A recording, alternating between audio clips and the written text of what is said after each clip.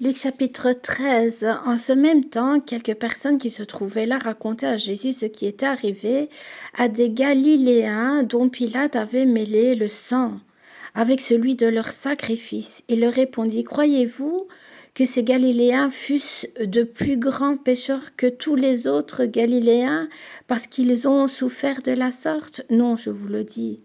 Mais si vous ne vous repentez, vous périrez tous également.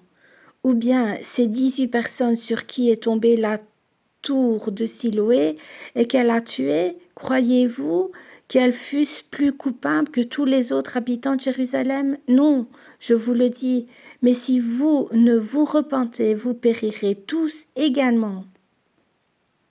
Il dit aussi cette parabole. Un homme avait un figuier planté dans sa vigne. Il vint pour y chercher du fruit et n'en trouva point.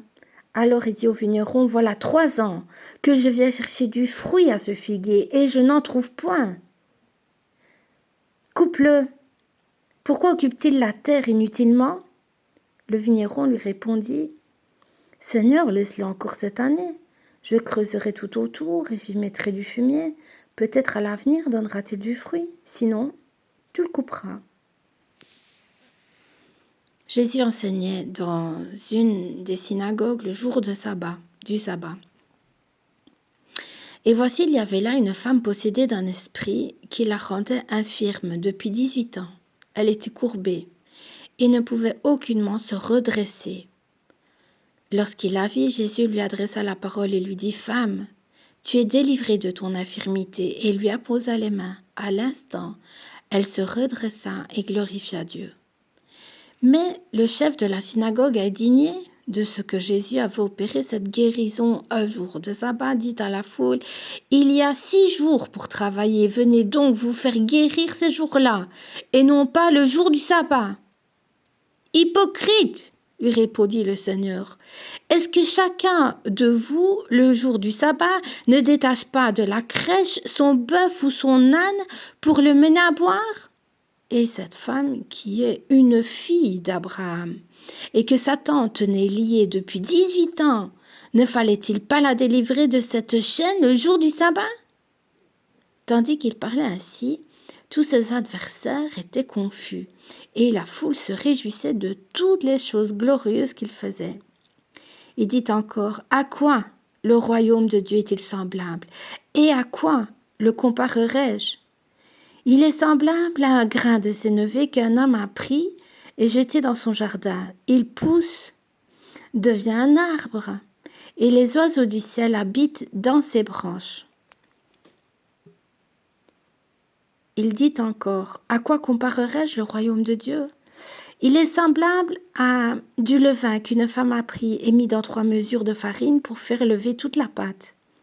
Jésus traversait les villes et les villages enseignant et faisant route vers Jérusalem. Quelqu'un lui dit, « Seigneur, n'y a-t-il que peu de gens qui soient sauvés ?» Il leur répondit, « Efforcez-vous d'entrer par la porte étroite, car je vous le dis, beaucoup chercheront à entrer et ne le pourront pas.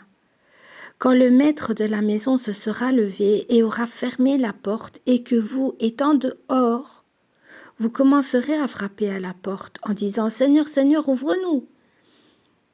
Il vous répondra « Je ne sais d'où vous êtes. » Alors vous vous mettrez à dire « Nous avons mangé et bu devant toi et tu as enseigné dans nos rues. » Et il répondra « Je vous le dis, je ne sais d'où vous êtes. Retirez-vous de moi, vous tous ouvriers d'iniquité. » C'est là qu'il y aura des pleurs et des grincements de dents, quand vous verrez Abraham, Isaac et Jacob et tous les prophètes dans le royaume de Dieu et que vous serez jetés dehors.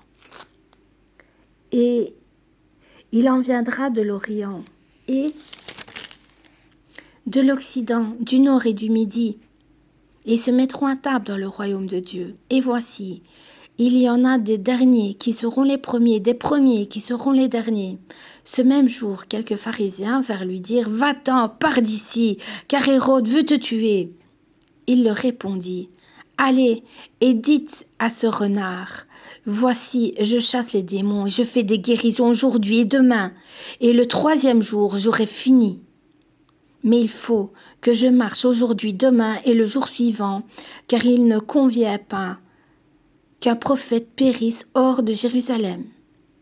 Jérusalem, Jérusalem qui tue les prophètes et qui lapide ceux qui te sont envoyés, combien de fois ai-je voulu rassembler tes enfants, comme une poule rassemble sa couvée sous ses ailes, et vous ne l'avez pas voulu. Voici votre maison vous sera laissée, mais je vous le dis, vous ne me verrez plus jusqu'à ce que vous disiez, béni soit celui qui vient au nom du Seigneur.